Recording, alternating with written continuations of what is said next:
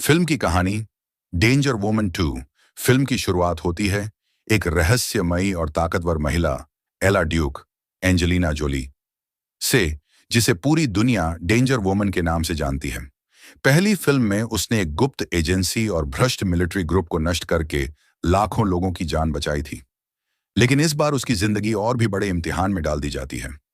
शुरुआत कहानी यूरोप के एक शहर से शुरू होती है, जहां एला एक साधारण और शांत जिंदगी जीने की कोशिश कर रही है, लेकिन उसके पुराने दुश्मन अभी भी जिंदा हैं। फाल्कन नाम का एक अंतर्राष्ट्रीय आतंकी संगठन उसके पीछे है। इस संगठन का सरगना विक्टर क्रॉस एक बेहद चालाक और निर्दयी अपराधी है। उसने नई तकनीक और आर्टिफिशियल इंटेलिजेंस का इस्तेमाल करके ऐसा हथियार बनाया है जो पूरे शहर को मिनटों में तबाह कर सकता है। एला को उसके पुराने दोस्त और पूर्व एजेंट मार्टिन केन से एक गुप्त संदेश मिलता है। वह बताता है कि विक्टर का आर्क फायर नाम का हथियार पूरी दुनिया के लिए खतरा है। मजबूरी में एला को फिर से लड़ाई के मैदान में उतरना पड़ता है। बीच का हिस्सा एला अपने मिशन की शुरुआत करती है और अलग अलग शहरों में सफर करती है। इस्तांबुल में वह माफिया गिरोह के जाल में फंस जाती है। बर्लिन में एक एजेंट उसे धोखा देता है जो गुप्त रूप से विक्टर के साथ जुड़ चुका है।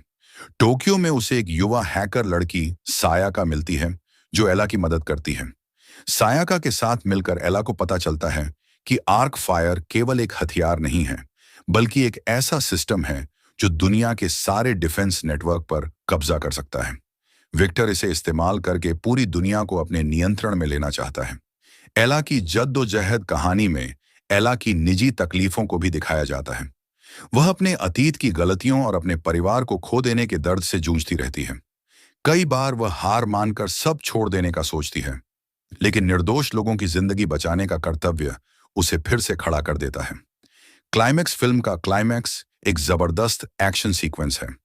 एला विक्टर के हेडक्वार्टर पहुंचती है, जो समुद्र के बीचों बीच एक ऑयल रिफाइनरी के नीचे बना होता है।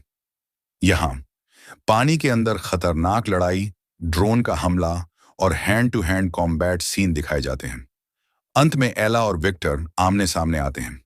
विक्टर उसे मनाने की कोशिश करता है कि वे दोनों मिलकर दुनिया पर राज कर सकते हैं, लेकिन एला उसका प्रस्ताव ठुकरा देती है। अपनी आखिरी ताकत लगाकर वह आर्क फायर के कंट्रोल सिस्टम को नष्ट कर देती है। अंत विक्टर मारा जाता है, लेकिन एला भी बुरी तरह घायल हो जाती है। आखिरी सीन में दिखाया जाता है कि वह जलती हुई रिफाइनरी से बाहर निकलकर समुद्र किनारे गिर जाती है। तभी एक हेलीकॉप्टर आकर उसे बचा लेता है। हालांकि वह बच जाती है, लेकिन उसकी आंखों में दर्द और अकेलापन साफ झलकता है। संदेश फिल्म का मुख्य संदेश यह है कि असली ताकत सिर्फ हथियारों या तकनीक में नहीं, बल्कि इंसान के साहस और बलिदान में होती है।